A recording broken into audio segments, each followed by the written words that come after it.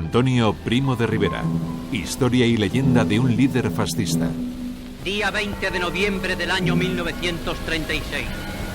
En la cárcel roja de Alicante nos fusilaron a José Antonio Primo de Rivera.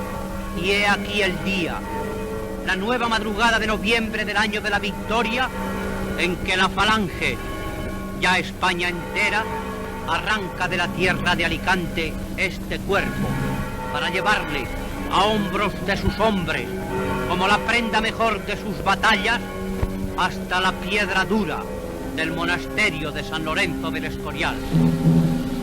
José Antonio es fusilado el 20 de noviembre de 1936, es enterrado en una fosa común en el cementerio de Alicante. Después, cuando llegan las tropas franquistas a Alicante, lo primero que hacen es sacar el cadáver de José Antonio y ponerlo en un nicho. Unos meses más tarde se decidirá hacer un traslado solemnísimo, como nunca más se ha hecho en España, o sea, un traslado a pie desde Alicante hasta el Escorial, y es una operación con la cual se quiere convertir a José Antonio en el principal objeto de culto cívico-religioso del régimen, ¿no? El pueblo siente el drama de José Antonio y sabe comprender fervorosamente al joven César, fundador de la doctrina del nuevo Estado que Franco ganó por la victoria de las armas. Con Franco se lleva fatal, se lleva muy mal, tienen una relación pésima los dos. Cuando se le saca de su tumba en Alicante y hay una procesión impresionante, los líderes falangistas a pie, recorriendo media España por la noche con cirios, es una especie de ceremonia faraónica, ¿no?, hasta que llega al Escorial. Es la exaltación de un mito. Realmente del hombre queda muy poca cosa. Lo que queda es el mito y la manipulación del mito por el régimen de Franco. José Antonio, símbolo y ejemplo de nuestra juventud, en los momentos que te unes a la tierra que tanto amaste, cuando en el horizonte de España alborea el bello resurgir que tú soñaras, repetiré tus palabras ante el primer caído. Que Dios te dé el eterno descanso y a nosotros nos lo niegue hasta que hayamos sabido ganar para España la cosecha que siembra tu muerte. José Antonio Primo de Rivera.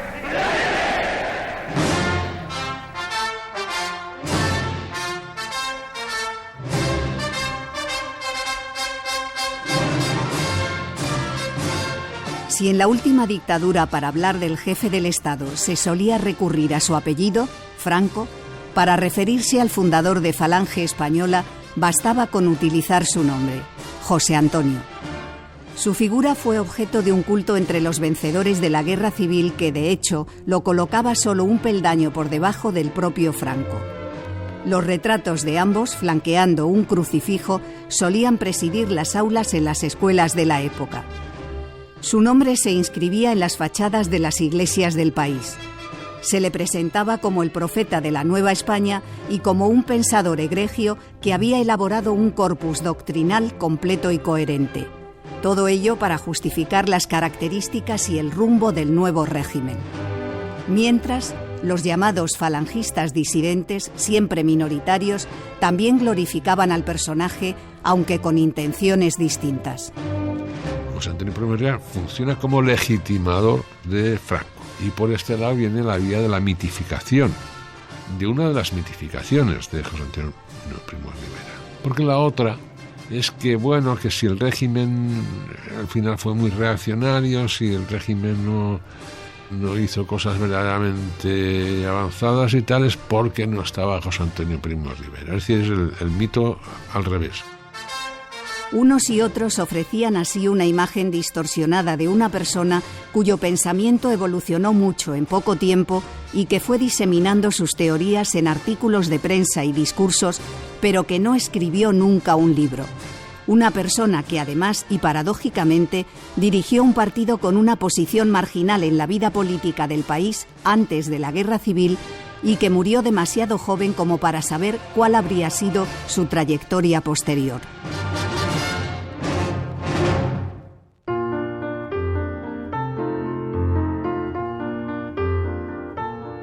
José Antonio Primo de Rivera y Sáenz de Heredia nació en Madrid el 24 de abril de 1903.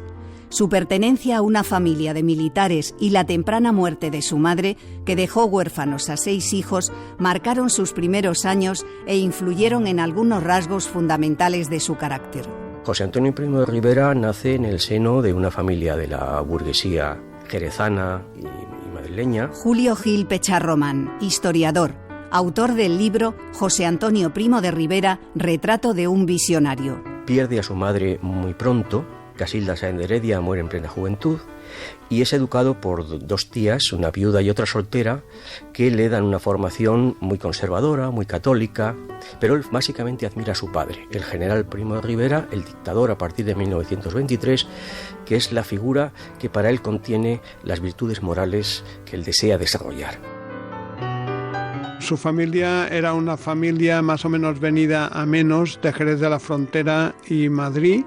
Por tanto, él, aunque se le acusó después muchas veces de ser un señorito, en realidad era un señorito pero bastante empobrecido, es decir, que tuvo que trabajar de bastante joven. Joan María Tomás, historiador, autor del libro José Antonio, Realidad y Mito. Era una familia que lo que le marcaba era que había intervenido en política en los últimos 60 o 70 años y también la hiperresponsabilización que le dio su padre en tanto que primogénito respecto de sus hermanos, todos ellos más pequeños, lógicamente.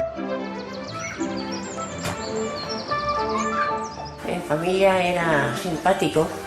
Era exigente, era una persona que no le gustaban nada las vulgaridades ni los lugares comunes. Pilar Primo de Rivera, hermana de José Antonio. Como era el mayor de los hermanos, pues era un poco el que dirigía todos nuestros juegos, el que nos organizaba las cosas, escribía obras de teatro que nosotros reproducíamos y luego, pues sí, que intervenía también en nuestra educación.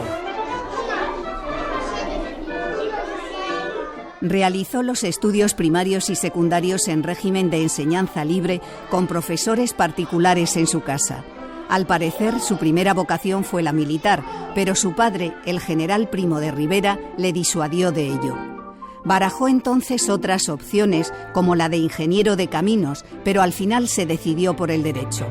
Él estudia Derecho y es un hombre de ideas que podríamos definir como liberales o liberal conservadoras. Él en la universidad crea una asociación de estudiantes de Derecho que se opone a los estudiantes católicos. Él no es partidario de la confesionalidad religiosa, aunque evidentemente es católico. Tiene un compañero 2 años mayor que él con el que estudia, que se llama Ramón Serrano Suñer. Los dos son estudiantes brillantes, mucho más Serrano. Y él, al mismo tiempo que estudia, trabaja en una empresa americana de importación de coches. Él sabe inglés y francés, como la mayoría de su familia, porque han tenido nannies inglesas y francesas. Y él es una persona que se interesa por el estudio, pero que al mismo tiempo está marcado por la vicisitud de que a sus prácticamente 20 años su padre se convierte en dictador de España. Salvar a una patria es siempre labor de masculinidad, en el sentido de fortaleza de corazón, en el sentido de fortaleza de sentimientos, en el sentido de temperamentos adecuados. El 13 de septiembre de 1923, Miguel Primo de Rivera, por entonces capitán general de la 4ª Región Militar con sede en Barcelona, encabezó un golpe de Estado incruento que lo convirtió en dictador del país. José Antonio mantendría un perfil relativamente discreto durante la mayor parte de la dictadura. Abre un bufete y decide que como abogado va a prescindir completamente de la política, no va a dejar que se le acerquen clientes para conseguir posibles influencias en su padre y, aunque de alguna manera está claro, ¿no?, que como abogado se favoreció de quien era su padre, él realmente parece que era técnicamente bueno y llega a convertirse en una persona rica.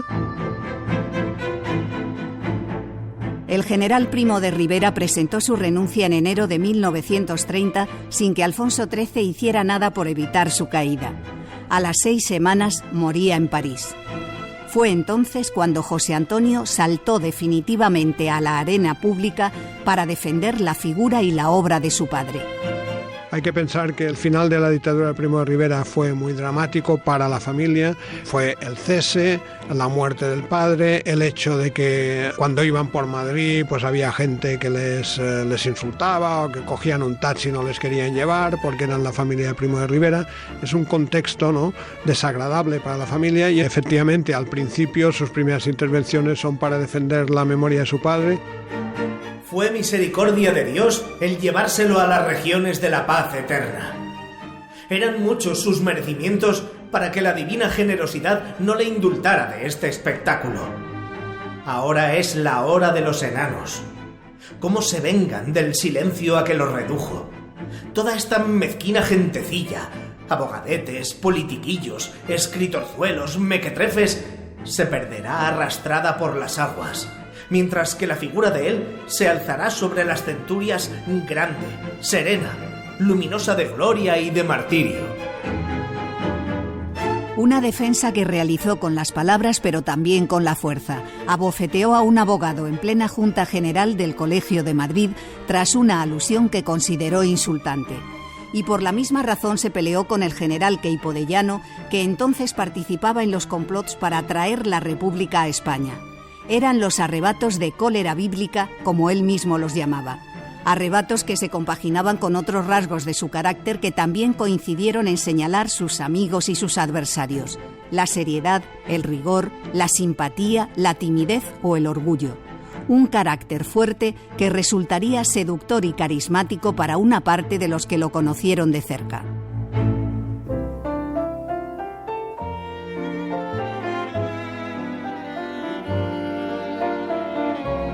En marzo de 1931, José Antonio se convirtió en marqués de Estella, un título que heredó de su padre y que lo situaba como grande de España. Sin embargo, una parte de la aristocracia consideró siempre a los Primo de Rivera como unos advenedizos, ya que el marquesado de Estella tenía solo medio siglo de antigüedad. Ese rechazo se hizo evidente cuando a finales de los años 20 José Antonio se enamoró de una chica que pertenecía a una de las casas más antiguas de la nobleza aragonesa.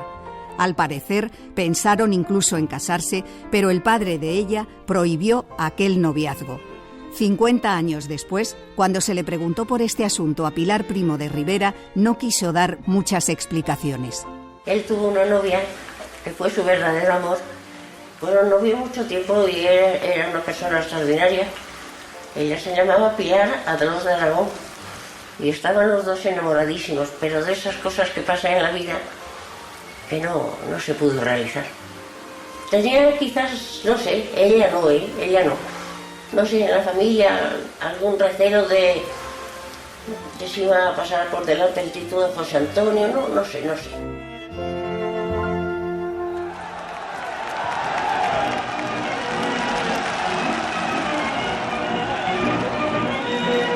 La llegada de la República el 14 de abril de 1931 la vivió con sentimientos contradictorios. Las relaciones entre el rey y su padre nunca habían sido realmente cordiales. Además, admiraba a Manuel Azaña como político y como intelectual, y también a Indalecio Prieto, del que decía que representaba el ala más nacional del PSOE. Pero al mismo tiempo eran los enemigos más encarnizados de la dictadura los que ahora estaban en el poder, por lo que era fácil pensar que adoptarían una actitud de desquite. De hecho, muy pronto se abrieron procesos de responsabilidades tanto en el Parlamento como en el Tribunal Supremo. Esa circunstancia le llevó a implicarse de manera mucho más activa en la vida política.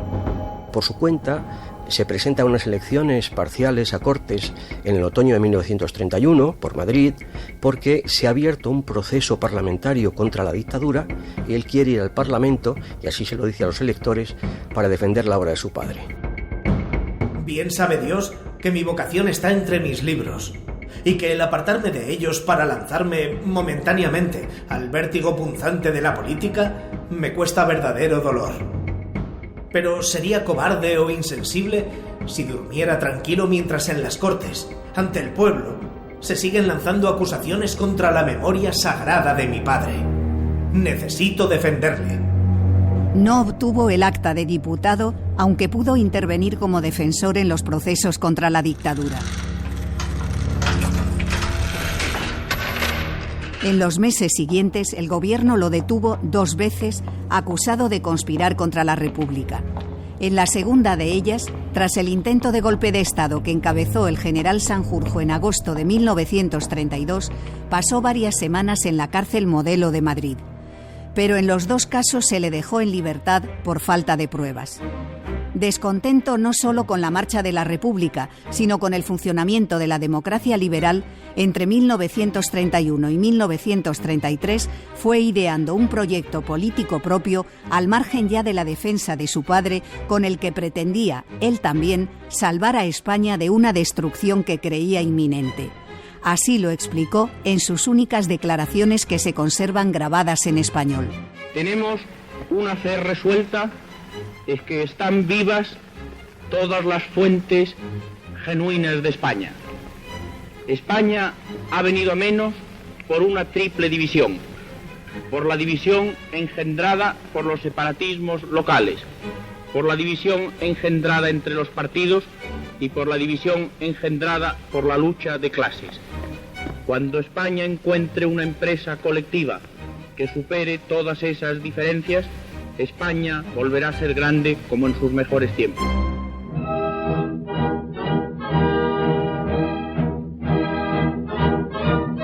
Para ese nuevo proyecto tuvo en cuenta los logros pero también las insuficiencias de la dictadura de su padre y se inspiró en la doctrina que, en el poder en Italia desde 1922, empezaba a arraigar en nuestro país: el fascismo.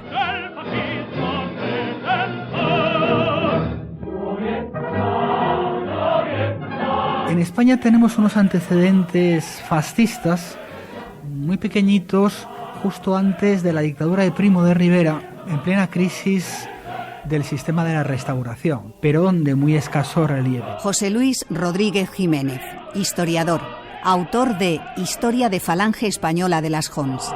La dictadura de Primo de Rivera termina con este minúsculo fascismo español porque existe una dictadura de derechas, una dictadura militar que elimina el poder de los anarquistas, deja fuera de la ley a los comunistas y a fin de cuentas las clases privilegiadas y las clases ricas pues están satisfechas con ese régimen.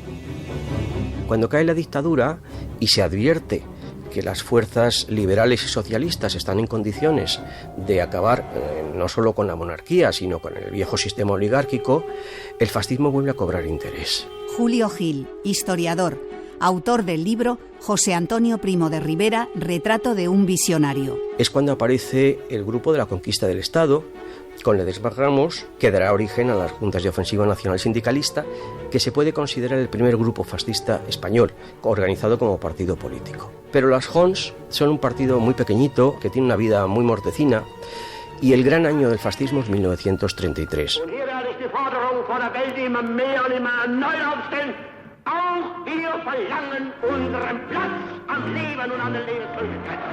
Adolfo Hitler llega a la Cancillería alemana en enero de 1933 y es en ese momento en el que se advierte que un fascismo español tiene posibilidades. ¿Qué pasa con el fascismo español? Pues que encuentra problemas para hacerse con una proyección social importante. Ismael Saz, historiador, experto en los fascismos en España y Europa. Solamente en la universidad, sin llegar a ser mayoritario, y no logra penetrar ni en sectores obreros, ni en sectores campesinos, ni siquiera en sectores importantes de las clases medias que demuestran una fidelidad a los principios republicanos muy importante. A comienzos de 1933, José Antonio impulsó la publicación de El Fascio, una revista de orientación política que sería el primer paso para lanzar su propio partido. Solo se publicó un número y la policía se incautó de gran parte de la edición por orden del ministro de Gobernación. José Antonio colaboró en la revista con 2 artículos en los que exponía un programa de corte autoritario, corporativista y antiliberal. Pero aún le faltaba incorporar a su pensamiento los elementos más propiamente fascistas.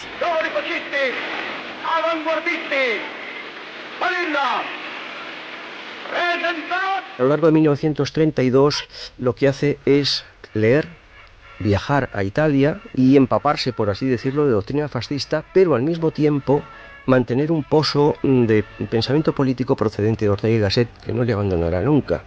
Puede parecer una contradicción, pero José Antonio Primo de Rivera ideológicamente conserva mucho de Ortega, empezando por su famosa definición de que España es una unidad de destino universal, ¿no?, que tiene raíces orteguianas. Ese verano creó su primer partido, el Movimiento Español Sindicalista. Sus hojas de propaganda llevaban el subtítulo de Fascismo Español. No debió de convencerle el nombre porque se puso a buscar de inmediato otro más sonoro para una nueva plataforma política. Quiso utilizar el de una organización de intelectuales creada en torno a Ortega y Gasset denominada Frente Español.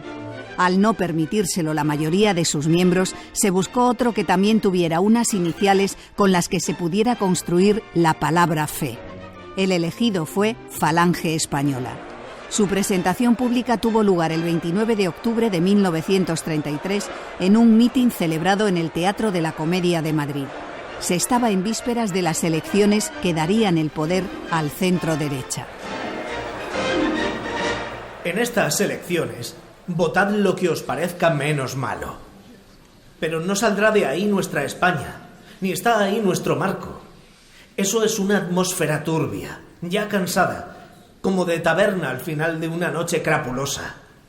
Nuestro sitio está al aire libre, bajo la noche clara, arma al brazo y en lo alto las estrellas. El acto de la comedia se celebra de una manera un tanto improvisada, porque es una época en que se abre la libertad de propaganda electoral y entonces recuerdo que me llamaron por teléfono para decirme que habían pensado en realizar un acto de afirmación española y que había que hacerlo aprovechando el periodo electoral. Alfonso García Valdecasas había combatido la dictadura de Primo de Rivera, pero en 1933 se había desengañado del rumbo de la República. Fue uno de los promotores de Falange Española. El acto, por mi parte, empezó diciendo que se había dicho que aquello era un acto fascista y que no había fórmulas para los pueblos y que nosotros teníamos que buscar en nuestra verdad española el sentido de nuestra acción política. Yo creo que lo que aporta la Falange Española de 1933, sobre todo es a nivel de ritos, de literatura, es decir, el pequeño grupo fascista de Madrid en torno a José Antonio Primo de Rivera se nutre de algunas figuras literarias de mucho relieve. Luego la figura de Primo de Rivera, claro, es una figura conocida porque es hijo del dictador y no por otra cosa, pero eso sí le permite tener unas relaciones sociales en cuanto a nivel de renta y en cuanto a conexiones con la derecha que no tienen Ledesma Ramos. Lo que supone básicamente la aparición de Falange es un salto cualitativo en el sentido de decir, esto va a ser el fascismo porque tiene los apoyos necesarios, por cierto, de la derecha fascistizada, y porque puede ocupar espacios. El punto de referencia va a ser Falange y a partir de ahí va a mover hacia la fusión con las Hons, etc. Aunque José Antonio se definió a sí mismo y a su movimiento como fascista en muchas ocasiones, en otras muchas rechazó ese calificativo. Por ejemplo, en este mensaje que también se conserva, en el que grabó las mismas palabras en inglés y en francés para los noticiarios de la Paramount.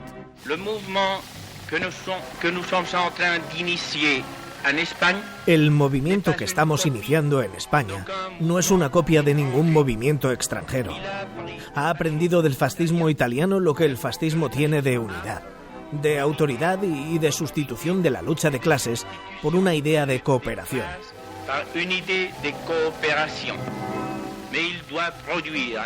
Pero debe producir en España el resultado específico que se puede esperar de un país de una historia tan larga y tan gloriosa y de una personalidad tan profunda como España. El fascismo y el fascismo español, como todo fascismo, es ante todo un movimiento ultranacionalista. Los fascistas autóctonos de cada país no se llaman fascistas, se llaman nacionalsindicalistas, se llaman nacionalsocialistas. Lo curioso es que cuando alguien se reclama como fascista, saltan, ojo, o sea, eso no es fascismo. Como diciendo, nosotros no somos fascistas, pero tenemos la patente. En las elecciones de noviembre de 1933, José Antonio consiguió su ansiada acta de diputado. Lo hizo por Cádiz en una candidatura unitaria de la derecha. Unos meses después, en febrero de 1934, Falange Española se fusionó con las Junts. Unos y otros eran conscientes de que, ante su escasa relevancia política y social, era necesario unir fuerzas. Para dirigir la nueva organización, se formó un triunvirato con José Antonio, el militar Julio Ruiz de Alda, también procedente de Falange, y el líder de las Junts, Ramiro Ledesma Ramos. Es evidente que comparten cuestiones fundamentales. Es un movimiento revolucionario, antidemocrático, ultranacionalista, que mira con admiración hacia la Italia de Mussolini, hacia la Alemania de Hitler y hacia los fascistas franceses. En el caso de José Antonio Primo de Rivera, tiene unas capacidades oratorias que son superiores y tiene unos recursos dialécticos que también son superiores. Lo que pasa es que su formación doctrinal en el plano fascista pues también es bastante limitada. Esa es la diferencia fundamental respecto a Ledesma Ramos. Las Junts de Ledesma Ramos son un grupo radical, de fascismo radical, que rechaza el Estado burgués, que rechaza la monarquía, que rechaza el Estado confesional y que teoriza lo que llama el nacional-sindicalismo. La doctrina nacional sindicalista no procede de José Antonio Primo de Rivera, procede de Ramiro Ledesma Ramos. Y el mensaje jonsista es un mensaje obrerista, es un mensaje de Estado sindical, es un mensaje radical. La Falange de José Antonio es mucho más tradicional. La financian los monárquicos, su pequeña milicia es formada por oficiales del ejército de ideología monárquica. Es más, José Antonio Primo de Rivera prefería un fascismo de carácter rural y Ledesma, en cambio, tenía una visión de fascismo movilizando masas obreras en las industrias, etcétera. José Antonio y los fascistas son conscientes de que hay un problema social, ¿no? Joan María Tomás, historiador, autor del libro José Antonio, Realidad y Mito. Él mismo hace muchos mítines en pueblos, ve la miseria que hay en una parte del país y cree que ese problema social no se resuelve ni con represión ni con caridad, sino con un cambio profundo, ¿no?, de las estructuras. Por eso empieza a hablar de revolución, ¿no?, de revolución nacional sindicalista, es decir, por una parte nacional, de volver a tener la grandeza que España había tenido, y por otra parte sindicalista en el sentido de favorecer a los pobres.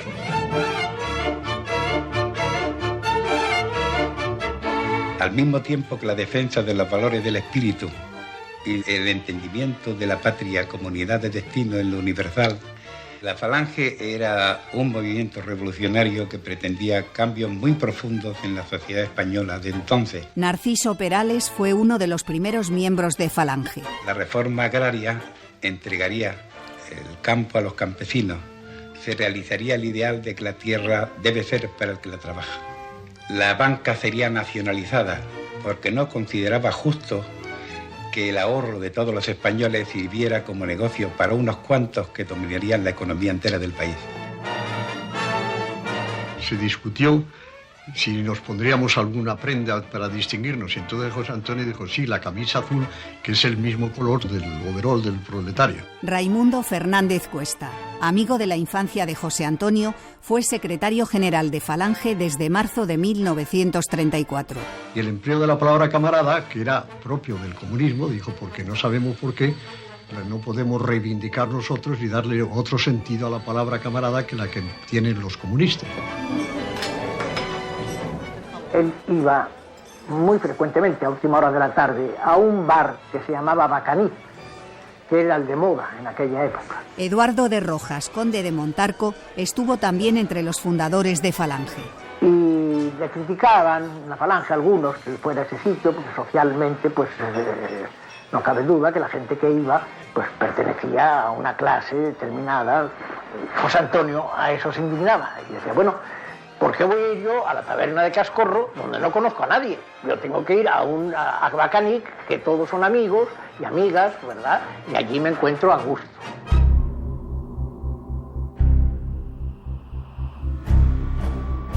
La radicalización de sus mensajes con elementos anticonservadores y socializantes cada vez más evidentes provocó que en 1934 Falange perdiera las fuentes de financiación que había tenido hasta entonces. Los monárquicos alfonsinos, la gente de Renovación Española, la Acción Española, al principio financian a Falange para que sea como la tropa de choque de la contrarrevolución. Y la financian hasta que hay un momento que la propia Falange dice, bueno, es que no somos una flacipaya, tenemos nuestros propios proyectos y no vamos a hacer lo que nos manden los monárquicos. Entonces ahí se produce un distanciamiento que acaba con el corte de las subvenciones que los monárquicos daban a Falange.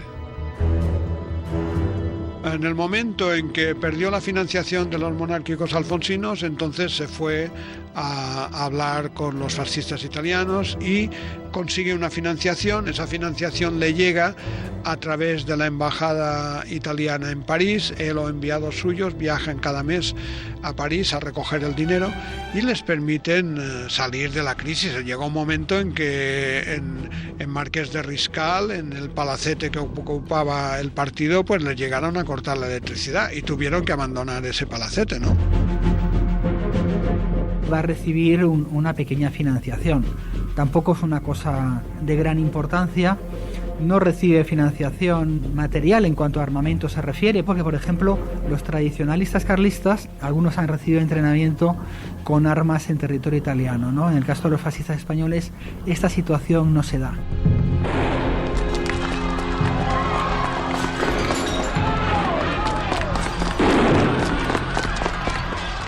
Pero la crisis financiera no era el mayor de los problemas de Falange.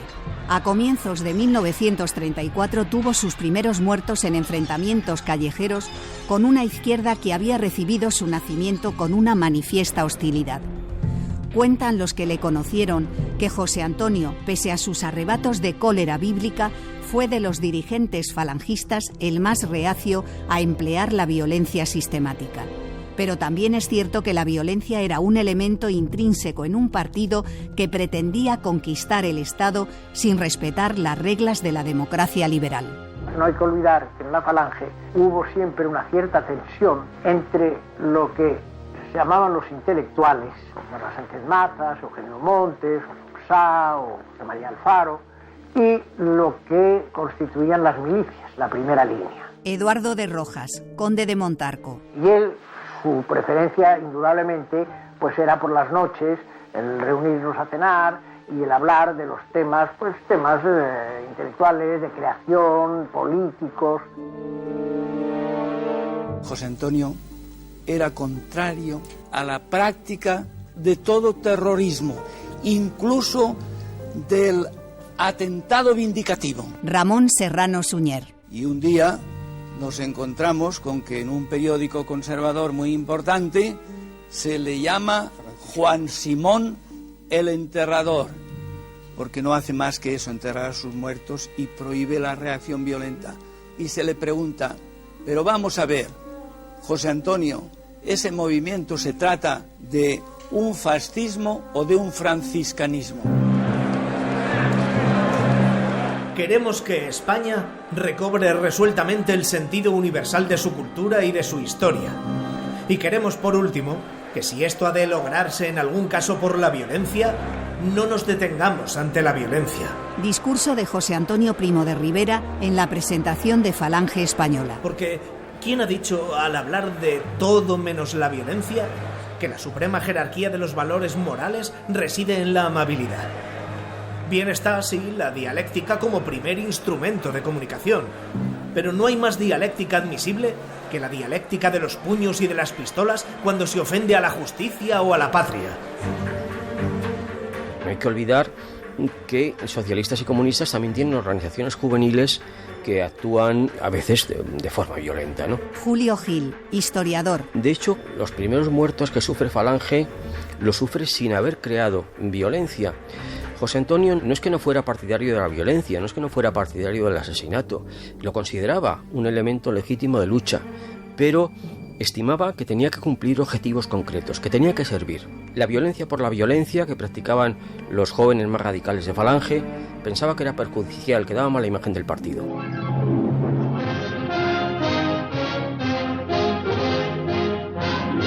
En octubre de 1934, José Antonio fue designado jefe nacional único de Falange.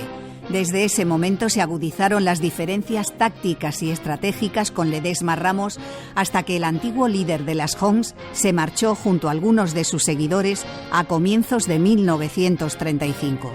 Pero ese abandono no implicó una moderación en el discurso falangista, todo lo contrario.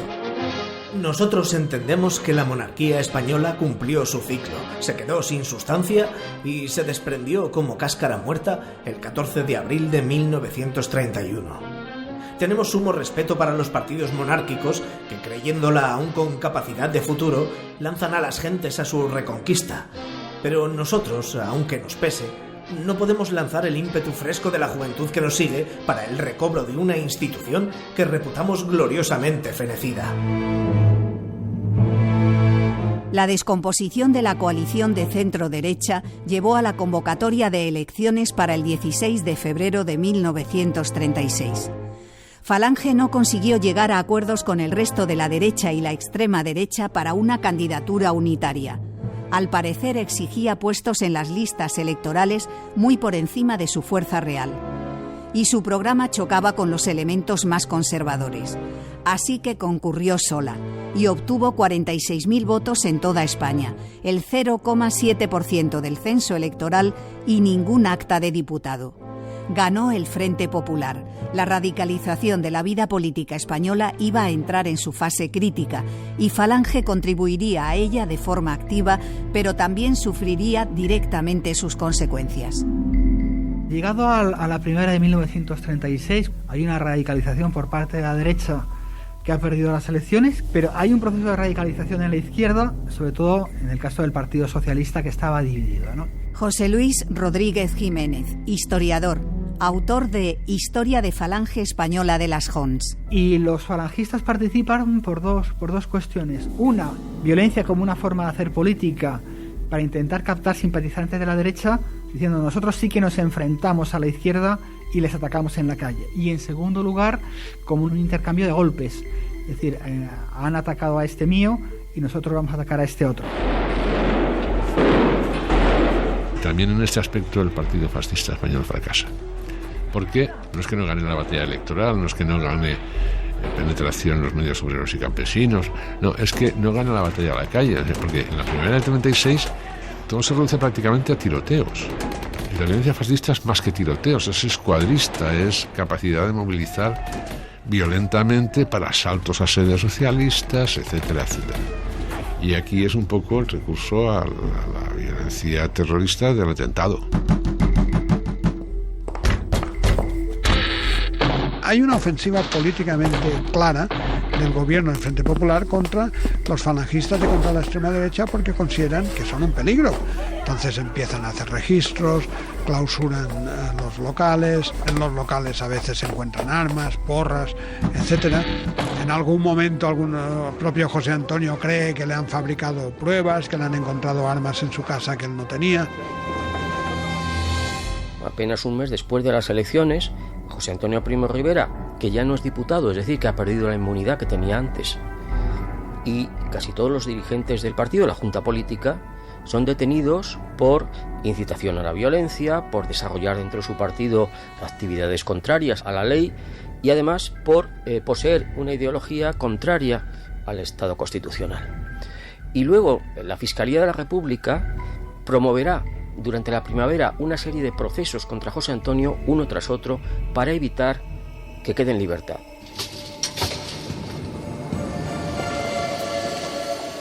Bueno, a José Antonio y a todos los que formaban entonces la Junta Política de Falange nos detuvieron el 14 de marzo de 1936. Raimundo Fernández Cuesta. Bajó al sótano a visitarle don Antonio Goicoechea, que era diputado entonces, y como diputado le permitieron bajar acompañado de un guardia de asalto. Y preguntarle por qué estaba detenido, José Antonio, con esos rasgos de cólera bíblica, le dijo, pues porque los sellos que habían clausurado la Dirección de Seguridad, nuestro local de Falange, los ha levantado con los cuernos el señor Mayol, que era el director general de Seguridad. Después de decirle el escándalo que se organizó, y el guardia de este estado se dijo, señorito chulo, se acabaron las chulerías y las flamenquerías. Falange seguía soñando con la conquista del Estado, pero a estas alturas solo tenían una baza por jugar para intentar conseguirlo: el levantamiento del ejército. Si solo se disputara el predominio de este o del otro partido, el ejército cumpliría con su deber quedándose en sus cuarteles. Cuando lo permanente mismo peligra, ya no tenéis derecho a ser neutrales. Ha sonado la hora en que vuestras armas tienen que entrar en juego para poner a salvo los valores fundamentales, sin los que es vano simulacro la disciplina. Y siempre ha sido así. La última partida es siempre la partida de las armas. Quien ha fracasado en julio del 36 no es la República, es la derecha. Ismael Saz, historiador, experto en los fascismos en España y Europa. La CEDA no ha podido llegar al poder electoralmente como en Austria. Los monárquicos no han conseguido, que han intentado varios golpes de Estado, no han conseguido que ningún golpe de Estado triunfe hasta julio del 36. Los carlistas no han conseguido lanzar su cuarta guerra carlista. El partido fascista es sumamente minoritario, no ha ganado la batalla de la calle, y como han fracasado todos, no hay más solución que el ejército. La relación con los civiles es fundamentalmente con los derechistas, que pueden dar apoyos importantes. Apoyos importantes me refiero a dinero y a contactos con el exterior. Las conexiones con Falange son minúsculas, porque las capacidades de Falange son minúsculas, y no puede ser de otra forma. Pudo estar informado de la marcha de la conspiración gracias a un régimen penitenciario bastante laxo, tanto en la cárcel modelo de Madrid como en la de Alicante, a la que se le trasladó junto con su hermano Miguel el 5 de junio. Las últimas horas del 17 de julio las dedicó a hacer las maletas. Estaba seguro de que su salida de prisión sería inminente.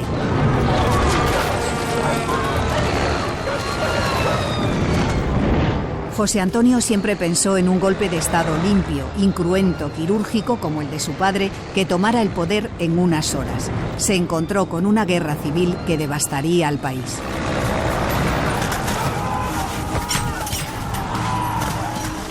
La conciencia de esa nueva situación pudo influir en una propuesta de mediación que hizo llegar en agosto desde la cárcel al gobierno republicano. Cuando empieza la guerra, envía un emisario al gobierno a ver si es posible tener una entrevista. Y entonces le envían a una persona de segundo nivel y él plantea, ¿no?, la posibilidad de un acuerdo. Dice, bueno, ¿por qué no se hace un gobierno que esté presidido por personas de mucho prestigio, ¿no?, que lo que haga sea suprimir todas las milicias, restaurar la enseñanza católica, hacer la reforma agraria, es decir, una de cada lado, ¿no?, y que ese gobierno tenga 6 meses de gobierno, digamos, que actúe sin las Cortes, paramos la guerra civil y arreglamos las cosas, ¿no? Esa propuesta llega al Consejo de Ministros y es desechada como inviable porque ya hay una guerra, ¿no? Por parte de Franco, cuando llega noticia de eso, pues él dice, bueno, si en algún momento lo sacamos de la cárcel, tenemos que aislarlo. Prohibido llevarle a la zona nacional, antes tendrá que entrevistarse con unos enviados que yo enviaré, etcétera, etcétera, porque no se fía de una persona que ha sido capaz de hacer esta propuesta. Es la consecuencia de su pensamiento y de sus sentimientos. La guerra civil no, esta catástrofe no. Ramón Serrano Suñer. Y está en la cárcel y allí en rehén es su familia. Y le pide al gobierno de la República que le dejen ir a tomar contacto con los sublevados para intentar una tregua. En la zona sublevada, Falange se estaba convirtiendo por fin en el partido de masas con el que soñó siempre. Pero esas masas no tenían jefe. Él estaba en una cárcel de la zona republicana y los días más difíciles estaban a punto de llegar. Hubo 2 intentos de canje que no fructificaron y 2 tentativas de liberación impulsadas desde la zona sublevada con el acuerdo del propio Franco, que también fracasaron. Finalmente, en noviembre, se celebró el último juicio, el que le condenó a muerte.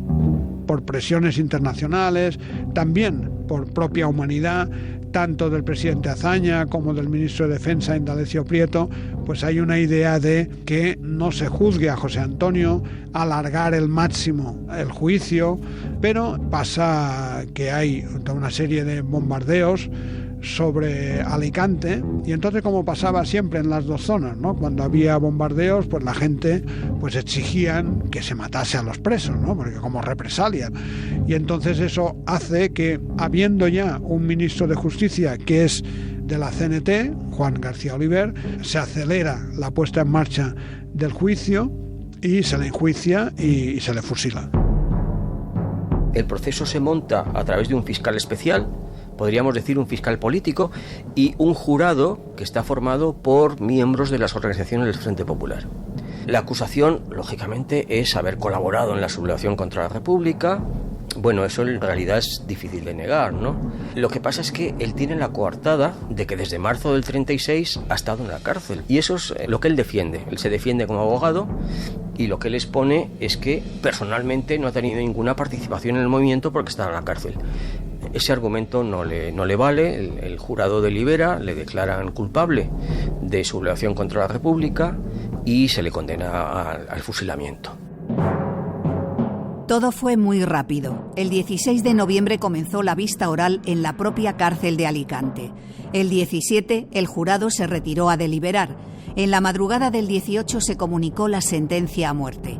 Entre el 18 y el 19, ya en capilla, José Antonio escribió distintas cartas de despedida, entre ellas una a su hermano Fernando, que había sido asesinado en la cárcel Modelo de Madrid en agosto, aunque José Antonio lo desconocía.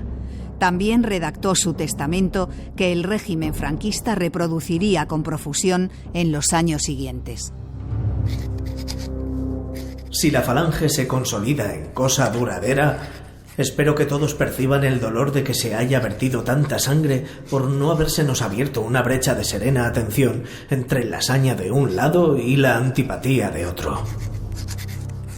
Ojalá fuera la mía la última sangre española que se vertiera en discordias civiles. Ojalá encontrara ya en paz el pueblo español, tan rico en buenas calidades entrañables, la patria, el pan y la justicia. En cuanto a mi próxima muerte, la espero sin jactancia, porque nunca es alegre morir a mi edad, pero sin protesta.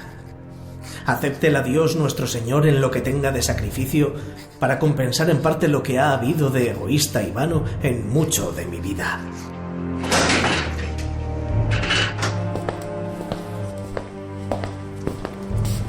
El fusilamiento se produjo en el patio número 5 de la cárcel de Alicante a las 7 menos 20 de la mañana del 20 de noviembre. Lo realizaron miembros de la CNT y la FAI antes de que llegara el piquete de guardias de asalto que debía llevarlo a cabo oficialmente. El último familiar que vio antes de morir fue su hermano Miguel, al que sacaron de su celda para despedirse. Al llegar a la zona sublevada, narró para la propaganda franquista aquellos últimos momentos. En su relato sobre el hombre se proyectaba ya la sombra de lo que llegaría a ser el mito. Fue a la muerte con la gallarda serenidad del que va a prestar su último servicio a España. Nos dimos el postrer abrazo y al separarnos había tanta luz en sus ojos y tanta placidez en su semblante que yo le dije igual que si rezase a un santo: José Antonio, ruega por nosotros. Nos separamos por fin para siempre y al cabo de 10 minutos eternos oí desde mi celda la descarga de muerte. Cayó con el brazo en alto. Sus últimas palabras fueron: ¡Arriba España! La prensa y la radio republicanas dieron la noticia ese mismo día, pero en la zona sublevada no se anunció oficialmente hasta el 18 de julio de 1938. Primero porque durante mucho tiempo no existió confirmación de la muerte. Podría ser un ardid de la propaganda republicana para desmoralizar a los falangistas cada vez más numerosos. Eso contribuyó a expandir todo tipo de rumores y se creó el primer mito, el del ausente. Para todos era el ausente, ya no había seguridad en la zona nacional por lo menos. No había seguridad que lo hubieran matado. Y seguíamos todos creyendo en que algún día volvería. El ausente, se le llamaba el ausente. Pero la verdadera mitificación comenzó al confirmarse que la ausencia sería definitiva. Era una idolatría que parecía no tener frenos ni límites. Como Sigfrido, te enfrentaste con el dragón. Como Amadís, luchaste por afán por la dama de tus desvelos para librarla de brujas. Discurso de Raimundo Fernández Cuesta en octubre de 1938. Como Garcilaso hiciste poesía y caíste por el imperio, sin casco ni coraza, a cara descubierta, al asaltar el castillo de tus ilusiones. En tierra de palmeras gallardas cual fuera, y cerca del mar Mediterráneo, clásico como tu cultura, luminoso como tu cerebro y azul como tu camisa, reposa por ahora cuerpo, pero tu alma habrá entrado ya en ese paraíso que cantaras y en donde en las jambas de las puertas, junto a los ángeles con espadas, hacen guardia tus escuadras caídas cara al sol. Por Dios y por España victoriosa de todos sus enemigos, sin pactos ni mediaciones.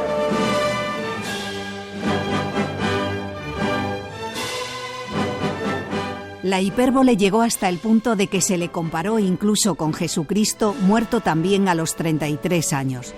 Lo paradójico fue que a medida que aumentaba el culto, se diluía la ideología. En abril de 1937, Franco había fusionado Falange Española de las Joncs con la Comunión Tradicionalista. Las consignas, la bandera, la organización interna y la mayoría del programa del nuevo partido se correspondían con los de Falange. Pero el jefe nacional era ahora el propio Franco, un militar conservador con el que José Antonio nunca se había entendido bien. Que cumplió las previsiones de José Antonio, escritas antes de la guerra. Narciso Perales. Donde se decía que la Falange podría asistir y ayudar sin quererlo a la restauración de una mediocridad burguesa conservadora, de la que tenemos, decía él, en España tan amplia muestra, orlada para mayor escarnio con el recorte coreográfico de las camisas azules.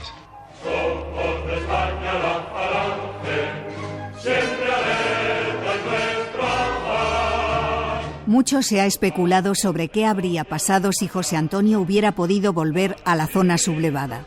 Un esfuerzo inútil porque desde la preparación del golpe de Estado el verdadero poder lo tuvo siempre el ejército y desde muy pronto Franco.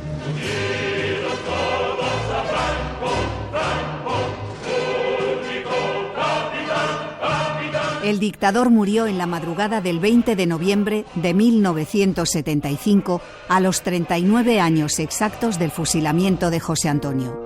3 días después se le enterró en el Valle de los Caídos, a pocos metros de la tumba donde el fundador de Falange se hallaba desde hacía 16 años.